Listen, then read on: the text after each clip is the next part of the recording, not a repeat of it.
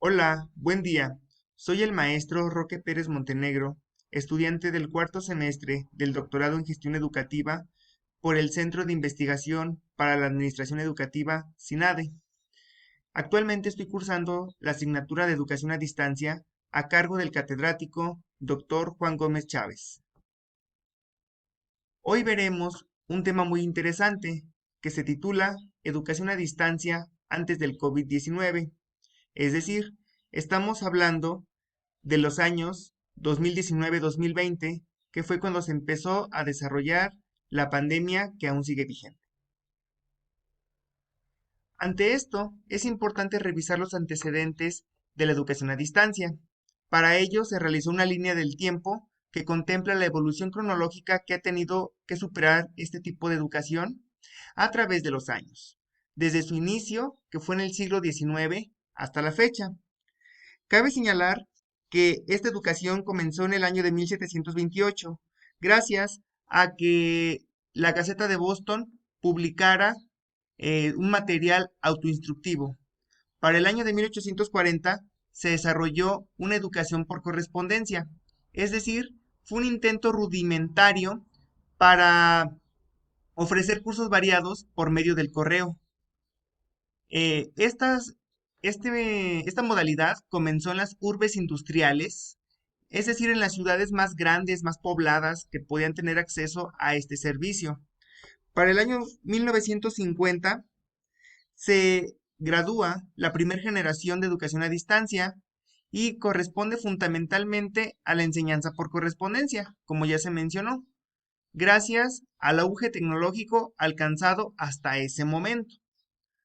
Sin embargo, 5 años después, a partir de 1955, se crea la teledifusión, es decir, utilizando el televisor como herramienta principal. Para ello, eh, esto implicaba pues, la disminución de los costos de enseñanza. De aquí se basa principalmente la modalidad de la que soy parte, que es telesecundaria, que en un primer momento se basó la enseñanza a través de programas educativos que se transmitían por medio de la red de EduSat, que era por televisión y vía satélite. Para 1990 se hace cada vez patente esta emergencia por un nuevo modelo que incluya mayor tecnología. Para ello, ya existían mensajería o sistemas de comunicación de doble vía, como lo son los mensajes de texto, o Viper, también en su momento. Para el año 2020, que fue el año donde inicia o donde comenzó el cierre de escuelas por la pandemia, el cierre de escuelas de manera presencial, surge la educación virtual, donde se trabajan por medio de plataformas, en este caso principalmente Zoom, Google Meet y Microsoft Teams, que servían de medios de comunicación sincrónica con los estudiantes. Para el año 2023, que es en el año que estamos viviendo, pues siguen vigentes estas plataformas, ya que permiten trabajar de manera a distancia y poder ofrecer una educación desde casa. Para esto se identifican tres escenarios para desarrollar la educación a distancia. Esta educación a distancia, el primero de ellos es una tecnología para la información y comunicación, utilizando las TICs principalmente, ¿verdad? Ya que esto van a permitir la telecomunicación. El segundo elemento o el segundo escenario es la telepresencia, donde se da una enseñanza remota interactiva en tiempo real. En este caso, sería una comunicación sincrónica por medio de las diversas plataformas, como ya habíamos mencionado.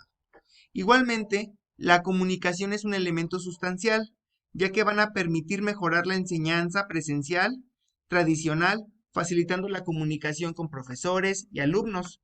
En este caso, pues entraría lo que es el WhatsApp, la mensajería instantánea, mensajería de algunas redes sociales, etc.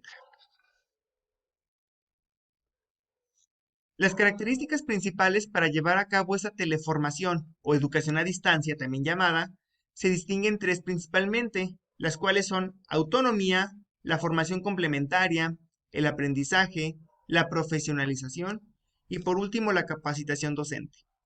La primera de ellas, que es la autonomía, el alumno tiene una mayor autonomía y tiene mayor gestión de su tiempo. Eso es muy importante aclarar. En la formación complementaria, es una formación que es de manera que complementa cualquier actividad académica, doméstica o profesional. El aprendizaje nos dice que se tiene que aprender cómodamente desde casa o desde el trabajo. El cuarto elemento, la cuarta característica, es la profesionalización, el cual va a ser un medio dinámico y rápido para lograr una profesionalización en un área concreta. Y por último, es muy importante esta característica, ya que se requiere de capacitación docente con información actualizada y en el tiempo requerido, que demanda una capacitación constante de los profesores para poder atender de manera idónea, con calidad, con excelencia al alumnado. Esto nos va a llevar que los elementos centrales de la educación a distancia se distinguen tres elementos centrales. Esto, de acuerdo con García, Ruiz y Domínguez, en el año 2007, ya identificaban estos tres elementos. El primero de ellos son los medios de comunicación escritos, como lo son los manuales, las cartas, periódicos, libros y revistas. También se distinguen los medios analógicos, como la radio y la televisión principalmente, que permiten una enseñanza más interactiva. Y en los últimos años, desde la década pasada, se ha dado un auge de la Internet. Aquí se han desarrollado tecnologías principalmente basadas en la web, sistemas y redes digitales, aplicaciones de comunicación instantánea, como en el caso de WhatsApp, Facebook, que ya se mencionaron anteriormente, el correo electrónico, que es indispensable para crear cualquier cuenta, uso de plataformas digitales como Moodle para poder llevar a cabo una enseñanza asincrónica y poder subir y compartir las actividades de trabajo. También se han llevado a cabo cursos en línea, como lo son los MOOC, y algunos juegos que pueden permitir reforzar los temas vistos en clase, como el caso de Kahoot, etcétera, ¿verdad? Que son muy interactivos e interesantes para los jóvenes.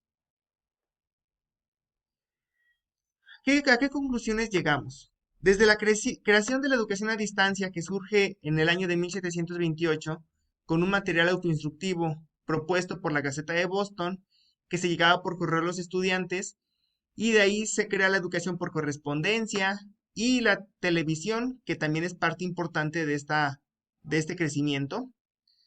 Para el año 2019, pues ya hay había una ausencia, perdón, de interactividad de los recursos de aprendizaje, ya que no eran utilizados en su totalidad. También hay que señalar que implica elevados costos de equipamiento y producción, en este caso para equipar las escuelas. En aquel entonces, pues era muy complicado que todas las escuelas contaran con red de internet. Actualmente tampoco en nuestro país no las tienen. Sin embargo, en casa se vieron en la necesidad de instalarlas, ya de manera particular. También hay una limitación en la conectividad. En este caso, pues ahí en las zonas geográficas de nuestro país, no todas cuentan con los servicios de comunicación como lo son el teléfono, el celular, la tecnología de datos, etcétera. De aquí podemos encontrar múltiples beneficios. Se distingue que van a permitir la competitividad de una institución, ya sea pública o particular. También van a desarrollar habilidades de búsqueda e investigación en los estudiantes y en los profesores, para llevar a cabo una nueva forma de construcción del conocimiento y el aprendizaje de los alumnos. Aquí llegamos a que la metodología de enseñanza de la educación a distancia, desde su creación, ha avanzado a pasos agigantados en los últimos años, resultando ser mucho más específica y adaptable a las necesidades de las personas adultas, ¿verdad? En comparación con una formación tradicional, ya que ahora pueden gestionar sus tiempos y pueden seleccionar el modo o la modalidad de llevar a cabo un curso o un taller. Comparto la bibliografía donde fue consultada la información. como me mencioné, García Ruiz Domínguez, Florido y Florido en el año 2003, Rama con su libro La disrupción digital y la virtualización educativa en el año 2021, y también en el año 2021, a partir de la pandemia, se queda la obra de la generalización de nueva tecnología sincrónica educativa a cargo de Claudio Rama. Y pues ha sido toda mi presentación. Espero les haya agradado. Muchas gracias.